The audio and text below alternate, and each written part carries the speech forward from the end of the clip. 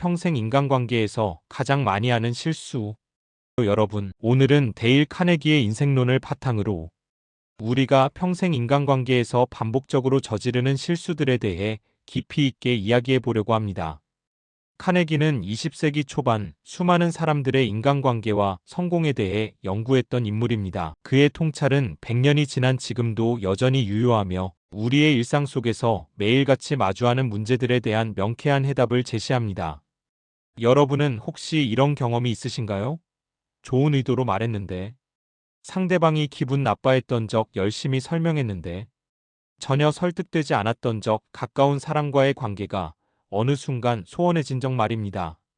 이러한 경험들은 대부분 우리가 무의식적으로 반복하는 몇 가지 실수에서 비롯됩니다. 오늘 이 시간을 통해 그 실수들을 하나하나 짚어보고 어떻게 개선할 수 있는지 함께 알아보겠습니다. 첫 번째 실수는 타인을 비판하고 비난하며 불평하는 것입니다. 카네기는 이것을 인간관계에서 가장 치명적인 실수라고 강조했습니다. 우리는 종종 상대방의 잘못을 지적하고 고쳐주는 것이 그 사람을 위한 일이라고 생각합니다. 하지만 실제로는 정반대의 결과를 낳습니다. 사람은 본능적으로 자신을 방어하려는 성향을 가지고 있습니다. 누군가 우리를 비판하면 우리의 뇌는 즉시 방어 모드로 전환됩니다. 이성적으로 생각하기보다는 감정적으로 반응하게 되죠. 설령 그 비판이 정당하고 건설적이라 할지라도 사람들은 자신의 자존심이 상처받는 것을 먼저 느낍니다. 카네기는 링컨 대통령의 사례를 자주 언급했습니다. 링컨은 젊은 시절 상대방을 신랄하게 비판하고 조롱하는 편지를 쓰곤 했습니다. 그러나 어느 날 한 장군에게 매우 비판적인 편지를 쓴 후 그는 그 편지를 보내지 않았습니다. 대신 책상 서랍에 넣어두었죠. 시간이 지나면서 링컨은 깨달았습니다. 비판은 상대방을 변화시키지 못하며 오히려 적을 만들 뿐이라는 것을요. 우리 주변을 돌아보면 이런 사례는 넘쳐납니다. 직장에서 상사가 부하 직원의 실수를 공개적으로 지적하면 어떻게 될까요? 그 직원은 더 나아지기보다는 위축되고 방어적이 됩니다. 가정에서 배우자의 잘못을 계속 지적하면 어떻게 될까요? 관계는 점점 냉랭해지고 서로 마음의 문을 닫게 됩니다. 그렇다면 잘못된 행동을 그냥 방치해야 할까요? 물론 아닙니다. 카네기가 제시하는 방법은 비판 대신 이해하고 지적 대신 격려하는 것입니다. 상대방의 입장에서 생각해보고 왜 그런 행동을 했을지 이해하려 노력하는 것이죠. 그리고 잘못을 지적하기보다는 올바른 방향을 제시하고 격려하는 것입니다. 두 번째 실수는 솔직하고 진실한 칭찬을 아끼는 것입니다. 사람은 누구나 인정받고 싶어 합니다. 이것은 인간의 가장 깊은 욕구 중 하나입니다. 배고픔이나 목마름보다 더 강렬한 욕구일 수도 있습니다. 왜냐하면 음식과 물은 생존을 위한 것이지만 인정과 칭찬은 우리의 존재 가치를 확인시켜주기 때문입니다. 그런데 우리는 왜 칭찬을 아낄까요? 여러 이유가 있습니다. 어떤 사람들은 칭찬이 상대방을 교만하게 만들까봐 걱정합니다. 어떤 사람들은 칭찬할 만한 것을 찾지 못합니다. 또 어떤 사람들은 칭찬하는 것이 어색하거나 불편합니다. 특히 한국 문화에서는 겸손을 미덕으로 여기기 때문에 타인을 칭찬하는 것도 칭찬을 받는 것도 익숙하지 않습니다. 하지만 카네기는 진실한 칭찬과 감사의 표현이 인간관계에서 얼마나 강력한 힘을 발휘하는지 수많은 사례를 통해 보여줍니다. 한 공장 관리자의 이야기를 들어볼까요? 그는 항상 직원들의 실수를 지적하고 비판했습니다. 생산성은 낮았고 직원들의 사기도 바닥이었죠. 그러던 어느 날 카네기의 강연을 듣고 그는 방법을 바꾸기로 결심했습니다. 다음 날부터 그는 직원들의 작은 성과라도 찾아 진심으로 칭찬하기 시작했습니다. 처음에는 어색했지만 점차 자연스러워졌습니다. 놀라운 일이 벌어졌습니다. 직원들의 표정이 밝아졌고 생산성이 눈에 띄게 향상되었습니다. 무엇보다 직원들이 스스로 더 나은 결과를 내기 위해 노력하기 시작했습니다. 여기서 중요한 것은 진실성입니다. 카네기는 아첨과 칭찬의 차이를 명확히 구분했습니다. 아첨은 진실하지 않으며 상대방도 그것을 알아챕니다. 반면 진실한 칭찬은 상대방의 실제 장점이나 노력을 인정하는 것입니다. 우리 모두는 칭찬받을 만한 무언가를 가지고 있습니다. 그것을 찾아내고 진심으로 표현하는 것이 중요합니다. 세 번째 실수는 상대방의 관점에서 사물을 보지 않는 것입니다. 우리는 대부분 자신의 관점에 갇혀 있습니다. 내가 원하는 것, 내가 생각하는 것, 내가 느끼는 것이 전부라고 생각하죠. 하지만 카네기는 상대방의 관점에서 생각하는 능력이야말로 성공적인 인간관계의 핵심이라고 말합니다. 한 자동차 영업사원의 이야기가 있습니다. 그는 최신 기능과 뛰어난 성능을 강조하며 차를 팔려고 했습니다. 하지만 성과는 좋지 않았죠. 그러던 어느 날 한 고객을 만났습니다. 그 고객은 세 자녀를 둔 가장이었습니다. 영업사원은 차의 성능 대신 안전 기능과 넓은 공간, 가족 여행의 즐거움에 대해 이야기했습니다. 그는 이 고객이 원하는 것이 무엇인지 파악하고 그 관점에서 차를 소개한 것입니다. 결과는 성공적이었습니다. 이것은 비즈니스뿐만 아니라 모든 인간관계에 적용됩니다. 자녀와의 대화를 생각해 보세요. 부모는 공부를 강조하지만 자녀는 친구 관계나 취미에 더 관심이 있을 수 있습니다. 자녀의 관점에서 생각해 본다면 공부가 왜 그들의 관심사와 꿈을 이루는데 도움이 되는지 연결지어 설명할 수 있습니다. 배우자와의 관계는 어떨까요? 한쪽은 주말에 외출하고 싶어 하고 다른 쪽은 집에서 쉬고 싶어 합니다. 자신의 입장만 고집하면 갈등이 생깁니다. 하지만 상대방이 왜 그렇게 원하는지 이해하려 한다면 두 사람 모두 만족할 수 있는 해결책을 찾을 수 있습니다. 네 번째 실수는 다른 사람의 생각을 바꾸려 할 때 논쟁하는 것입니다. 논쟁에서 이기면 상대방을 설득할 수 있다고 생각하지만 카네기는 이것이 큰 착각이라고 말합니다. 논쟁에서는 진정한 승자가 없습니다. 설령 논리적으로 이긴다 해도 상대방의 마음은 얻지 못하기 때문입니다. 논쟁은 상대방을 방어적으로 만듭니다. 자신의 입장을 더욱 굳게 만들죠. 공개적인 논쟁에서 진다면 자존심이 상하고 이기더라도 상대방의 마음에 상처를 남깁니다. 어느 쪽이든 관계는 손상됩니다. 카네기는 벤자민 프랭클린의 경험을 자주 인용했습니다. 젊은 시절 프랭클린은 논쟁을 즐겼고 다른 사람의 잘못을 지적하는데 거리낌이 없었습니다. 그러나 그는 이것이 자신에게 많은 적을 만들고 있다는 것을 깨달았습니다. 그래서 그는 완전히 다른 접근법을 시도했습니다. 프랭클린은 더 이상 직접적으로 반대 의견을 표현하지 않았습니다. 대신 이렇게 말했습니다. 그럴 수도 있겠네요. 하지만 이런 경우는 어떨까요? 또는 제 생각이 틀릴 수도 있습니다. 함께 생각해 볼까요? 이런 식으로 대화하자 놀라운 일이 벌어졌습니다. 사람들은 그의 의견에 더 귀를 기울였고 그를 존중하게 되었습니다. 우리는 종종 논쟁에서 이기는 것과 사람을 얻는 것 중 하나를 선택해야 합니다. 카네기는 항상 후자를 선택하라고 조언합니다. 의견이 다를 때 상대방의 의견을 존중하고 공통점을 찾으려 노력하는 것이 훨씬 효과적입니다. 다섯 번째 실수는 상대방의 감정과 욕구를 무시하는 것입니다. 모든 사람은 자신이 중요하다고 느끼고 싶어 합니다. 자신의 의견이 존중받고 자신의 감정이 이해받기를 원합니다. 하지만 우리는 종종 이것을 간과합니다. 회의 시간을 생각해 보세요. 한 직원이 아이디어를 제안했는데 상사가 듣지도 않고 무시해버립니다. 그 직원은 어떤 기분이 들까요? 자신이 가치 없다고 느낄 것입니다. 다음부터는 아이디어를 제안하지 않을 것입니다. 회사는 잠재적으로 훌륭한 아이디어를 놓치게 되고 직원은 의욕을 잃게 됩니다. 카네기는 사람들이 자신에 대해 이야기하는 것을 좋아한다는 점을 지적합니다. 자신의 경험, 생각, 감정에 대해 말할 기회를 주면 사람들은 행복해합니다. 그런데 우리는 어떻게 하나요? 대부분 자신의 이야기만 늘어놓습니다. 누군가를 만났을 때 당신의 성취에 대해 5분간 이야기하는 것보다 상대방의 성취에 대해 질문하고 5분간 듣는 것이 훨씬 좋은 인상을 남깁니다. 사람들은 자신의 이야기를 들어주는 사람을 좋아하고 신뢰합니다. 여섯 번째 실수는 명령하는 것입니다. 우리는 종종 다른 사람에게 무엇을 하라고 명령합니다. 부모는 자녀에게, 상사는 직원에게, 심지어 친구에게도 그렇게 합니다. 하지만 명령은 저항을 불러일으킵니다. 아무도 명령받는 것을 좋아하지 않습니다. 카네기는 질문을 통해 상대방 스스로 답을 찾게 하는 방법을 제안합니다. 이것을 해라가 아니라 이 문제를 어떻게 해결하면 좋을까요? 라고 묻는 것입니다. 상대방이 스스로 아이디어를 내면 그것은 자신의 아이디어가 되고 실행할 동기가 훨씬 강해집니다.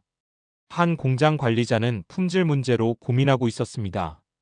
그는 직원들에게 더 조심하라고 명령하는 대신 회의를 소집하고 물었습니다. 우리가 품질을 개선하려면 어떻게 해야 할까요? 그 직원들은 다양한 아이디어를 내놓았고 그들 스스로가 제안한 방법들을 열정적으로 실행에 옮겼습니다. 결과는 놀라웠습니다. 일곱 번째 실수는 상대방이 체면을 잃게 만드는 것입니다. 사람의 자존심은 매우 중요합니다. 누군가를 공개적으로 창피 주거나 무안하게 만들면 그 관계는 회복하기 어렵습니다. 설령 상대방이 잘못했더라도 체면을 지켜주는 것이 중요합니다. 카네기는 한 호텔 지배인의 사례를 들려줍니다. 한 직원이 중대한 실수를 저질렀고 지배인은 그를 해고해야 할 상황이었습니다. 하지만 지배인은 다른 직원들이 있는 곳에서 그를 꾸짖는 대신 개인적으로 불렀습니다. 그리고 그의 장점을 먼저 이야기하고 이번 실수가 아쉽다고 말했습니다.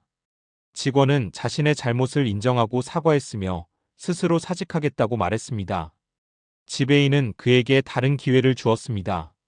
그 직원은 이후 가장 충실하고 훌륭한 직원 중 한 명이 되었습니다. 만약 지배인이 공개적으로 그를 질책하고 해고했다면 어땠을까요? 직원은 원한을 품었을 것이고 다른 직원들도 불안해했을 것입니다. 여덟 번째 실수는 사소한 것에 집착하는 것입니다. 우리는 종종 중요하지 않은 일에 너무 많은 에너지를 쏟습니다. 배우자가 치약 뚜껑을 닫지 않았다고, 동료가 회의 시간에 5분 늦었다고, 친구가 전화를 바로 받지 않았다고 화를 냅니다. 카네기는 우리에게 묻습니다. 이것이 정말 중요한가? 대부분의 경우 그렇지 않습니다. 작은 것에 집착하면 큰 그림을 놓칩니다. 관계의 전체적인 가치와 행복을 사소한 불편함 때문에 희생하는 것입니다.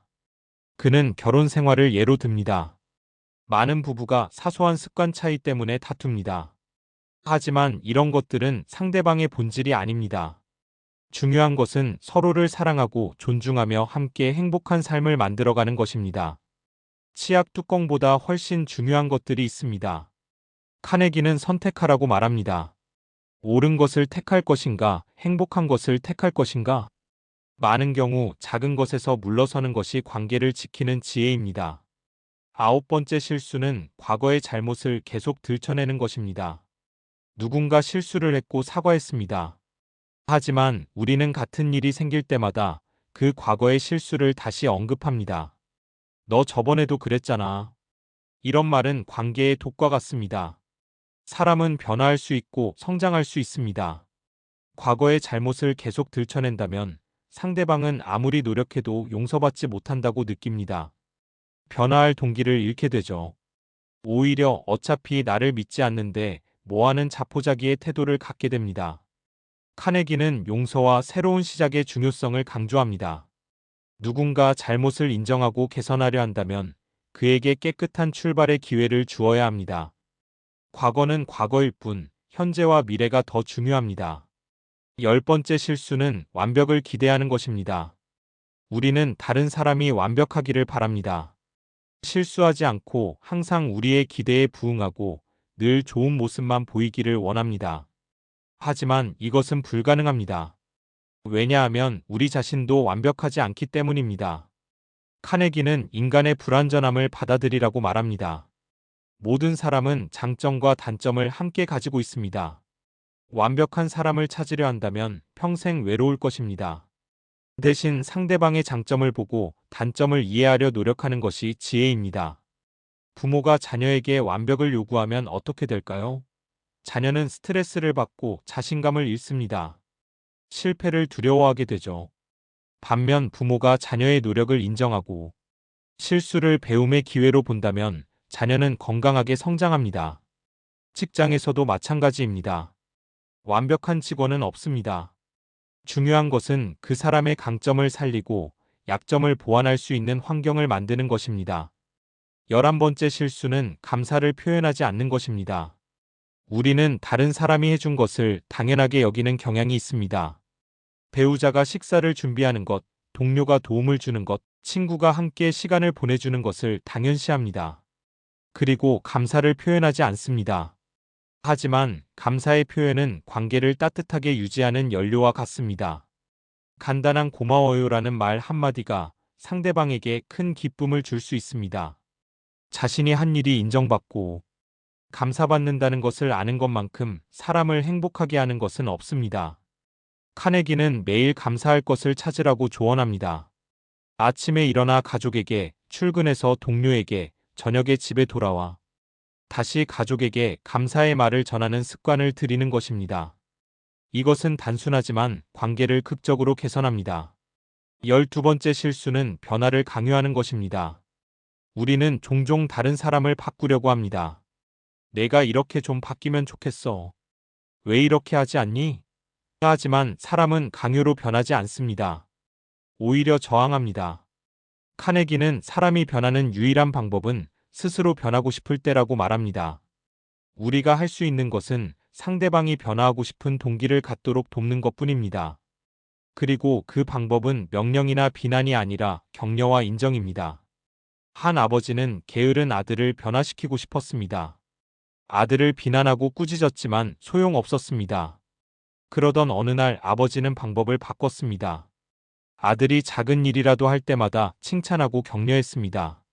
내가 이걸 하니까 정말 도움이 되는구나. 너는 이런 능력이 있었구나.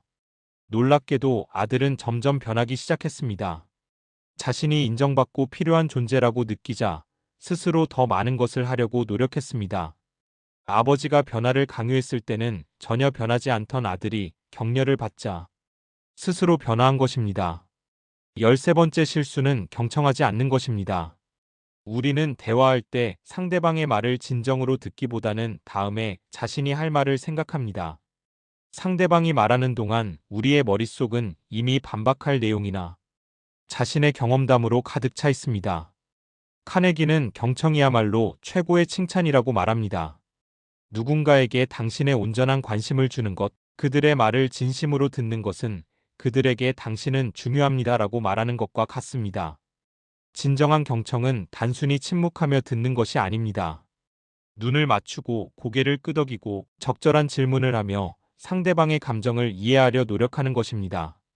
그래서 어떻게 됐어요? 그때 기분이 어땠나요? 같은 질문은 상대방에게 당신이 정말로 관심을 가지고 있다는 것을 보여줍니다. 많은 관계 문제는 소통 부족에서 비롯됩니다. 하지만 더 정확히 말하면 경청 부족에서 비롯됩니다. 우리가 정말로 서로의 말을 들었다면 많은 오해와 갈등을 피할 수 있었을 것입니다. 14번째 실수는 자신의 실수를 인정하지 않는 것입니다. 우리는 자신이 틀렸을 때도 이를 인정하기를 꺼립니다. 변명하고 남 탓을 하고 핑계를 댑니다. 자신의 잘못을 인정하는 것이 약함을 드러내는 것이라고 생각하기 때문입니다. 하지만 카네기는 정반대라고 말합니다. 자신의 실수를 솔직하게 인정하는 것은 강함의 표시입니다. 그것은 자신감과 정직함을 보여줍니다. 그리고 놀랍게도 다른 사람들의 존경을 얻게 됩니다. 카네기 자신의 경험을 들려줍니다. 한 번은 그가 완전히 틀린 주장을 했습니다. 상대방이 그것을 지적했을 때 그는 즉시 인정했습니다. 당신 말이 맞습니다. 제가 완전히 잘못 생각했네요. 그러자 상대방은 오히려 그를 위로하며 말했습니다. 아니에요. 누구나 실수할 수 있죠. 만약 카네기가 자신의 실수를 인정하지 않고 계속 변명했다면 어땠을까요? 논쟁이 격화되고 관계가 손상되었을 것입니다. 하지만 솔직한 인정은 오히려 관계를 강화했습니다. 가정에서도 마찬가지입니다. 부모가 자녀에게 실수를 인정하면 어떻게 될까요? 자녀는 부모를 더욱 존경합니다. 그리고 자신도 실수를 인정하는 것을 배웁니다. 완벽한 척하는 부모보다 솔직한 부모가 더 좋은 본보기가 됩니다. 15번째 실수는 첫인상을 소홀히 하는 것입니다. 우리는 처음 만나는 사람에게 주는 인상이 얼마나 중요한지 과소평가합니다.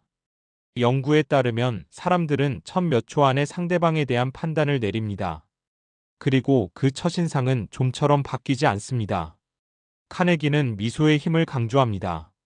진심 어린 미소는 당신이 친근하고 신뢰할 만한 사람이라는 메시지를 전달합니다. 악수할 때의 태도, 눈맞춤, 자세, 말투 모두가 첫인상을 형성합니다.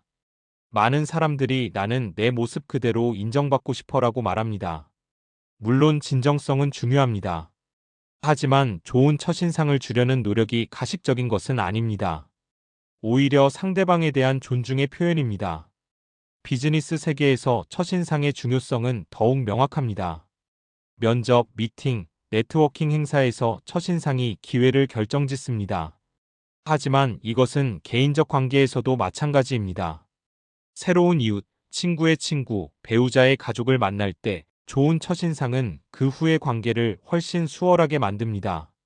16번째 실수는 말하기만 하고 질문하지 않는 것입니다. 우리는 종종 일방적으로 말합니다. 자신의 의견, 경험, 생각을 늘어놓지만 상대방에게 묻지 않습니다. 대화는 양방향 교류인데 우리는 그것을 독백으로 만들어버립니다. 카네기는 질문의 힘을 강조합니다. 좋은 질문은 상대방의 생각과 감정을 이끌어냅니다. 그들에게 자신을 표현할 기회를 줍니다. 그리고 당신이 그들에게 진정으로 관심이 있다는 것을 보여줍니다. 요즘 어떻게 지내세요? 같은 형식적인 질문이 아니라 진심 어린 질문을 하는 것입니다. 그 프로젝트는 어떻게 진행되고 있나요?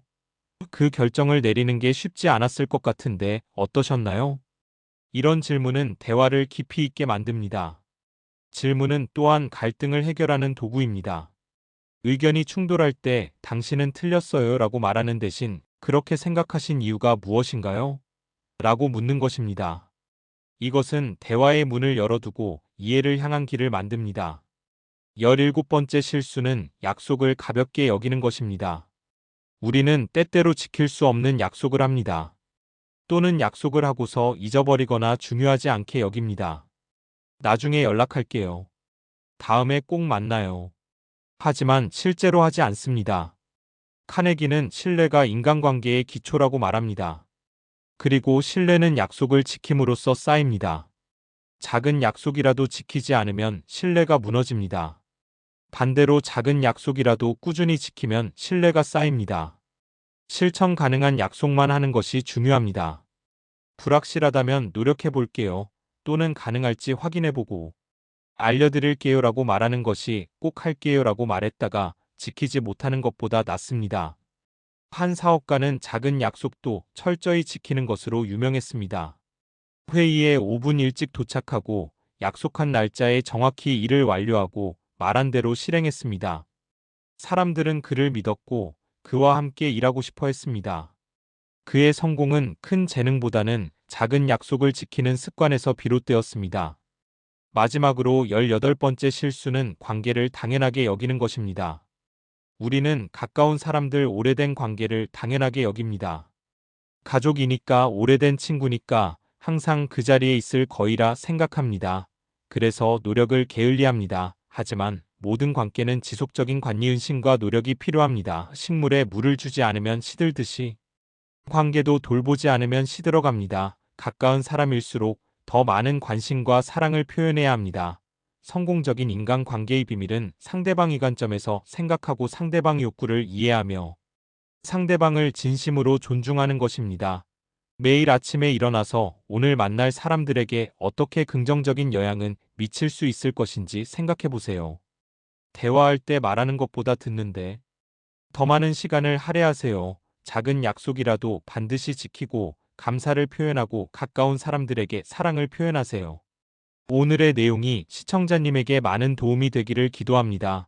구독과 좋아요 잊지 마세요. 감사합니다.